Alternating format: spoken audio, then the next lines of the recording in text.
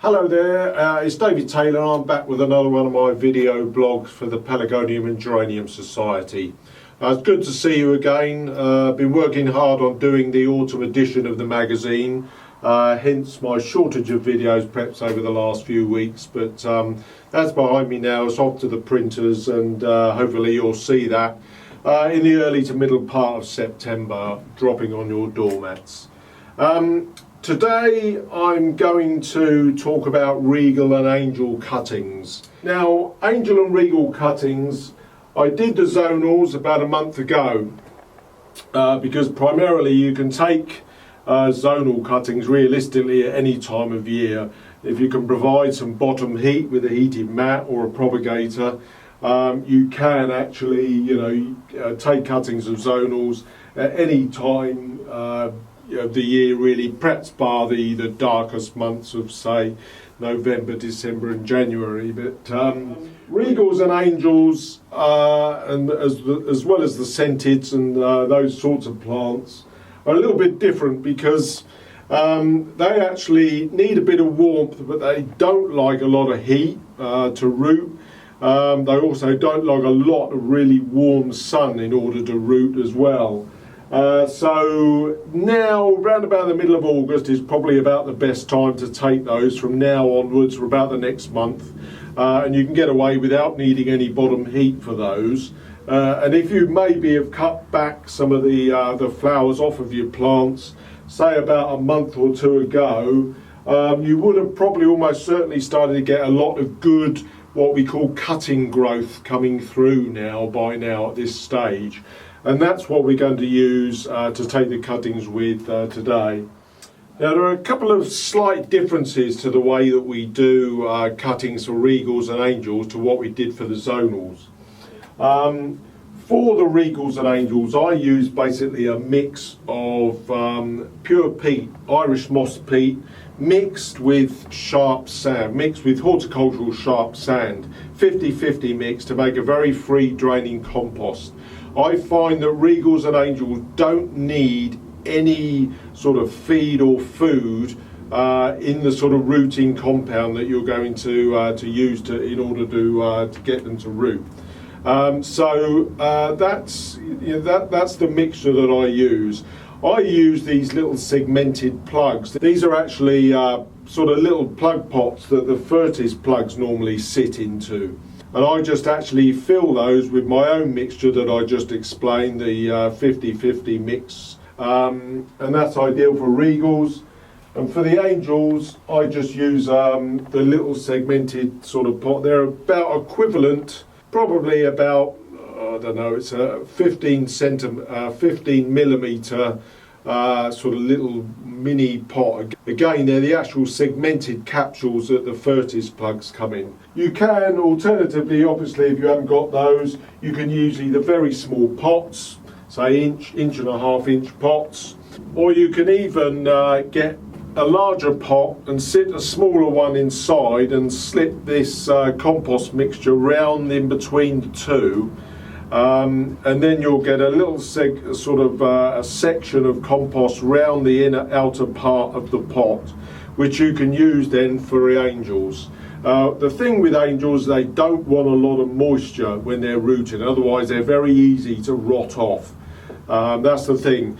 With Angels, of course, they got a very thin stem, and we'll show you that in a minute.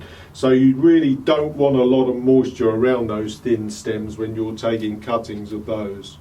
Now, the other key difference between taking cuttings of zonals and the Regals and Angels, they do take longer to root.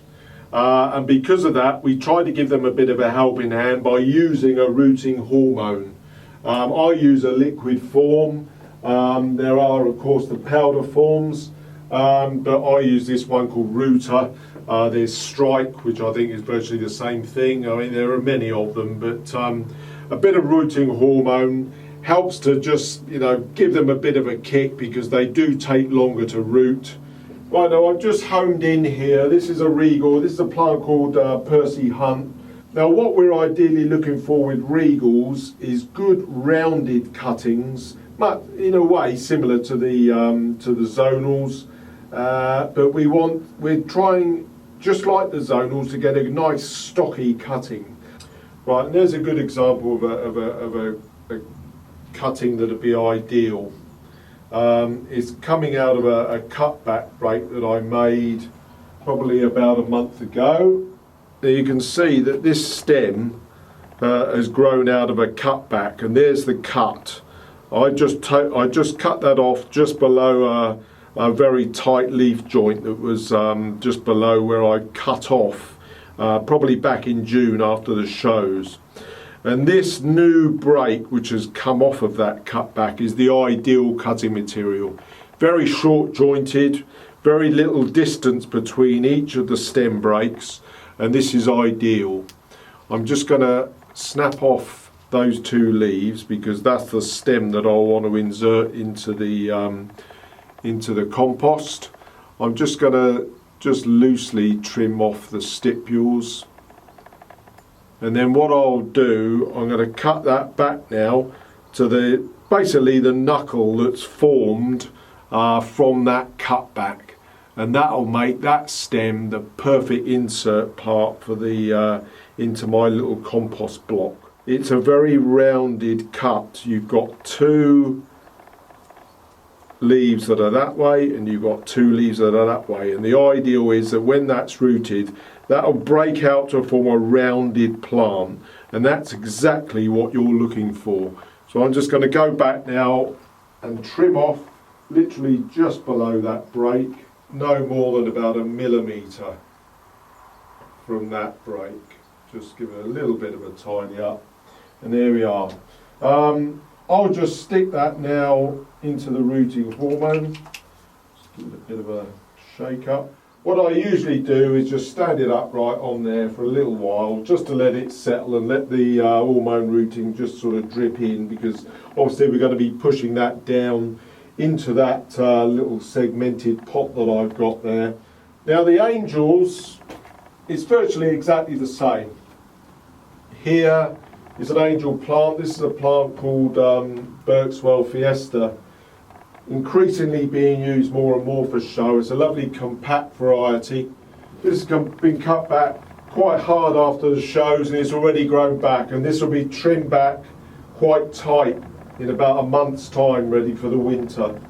And I've got some really good non-flowering shoots coming out here. There is a number of flowering shoots still, but I've got some good non-flowering shoots. There's the sort of full length cutting, and it's really quite sturdy. With angels you want to try and get a sturdy cutting, and it's not always easy. Something that you can do is perhaps a couple of weeks before you know that you're going to want to take the cuttings, is perhaps give them a good feed with a high potash feed, and that'll firm up the stems a bit. I've been using a balanced feed, but I haven't been using it massively. And these are relatively relatively tight, these stems. And this is almost the perfect angel cutting. We got, again, looking at it from the top, it's nice rounded growth. So you know that that's going to make a nice round plant when it roots eventually. Again though, these are only, 2 millimetres across really, these stems, maybe 3 at the bottom, but it can be relatively difficult to find good cutting material on angels, but they do root. As I say, the key is just not over watering them and using a very, very free draining compost mix. Now I'm just going to trim off now. I haven't quite decided where I'm going to go to actually use the base of the cutting yet, because this is quite long and it is very sturdy, but you do want it quite tough. I will probably take that one out. I'll clear up the mess on the bottom, don't worry about that. And that's probably where I want to go, and I will choose, I'm going to go just below that node there, and that is quite tough. Now I've cut that off using a very sharp knife, and there's my cutting. I'll just tidy up slightly, literally just a millimetre underneath the break, and there it is. But that is quite tough. This stem is not bendable. It really is quite tough, and that's the perfect angel cutting. As I say, it's nice and symmetrical. You've got breaks coming all the way around it, so you look down from the top, and that's the ideal cutting. And again, I'll just dip that now in the hormone rooting and set it up ready for dipping. Now when we get to the stage of inserting the cuttings into the compost mix, the compost mix can be firmed down relatively hard.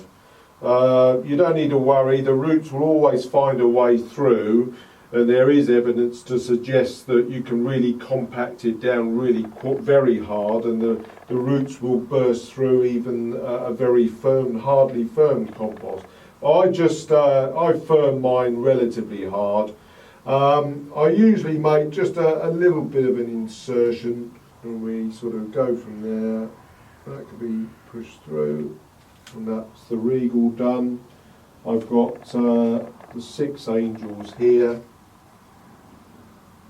and these can go in they go. They press down quite well, just firm around them.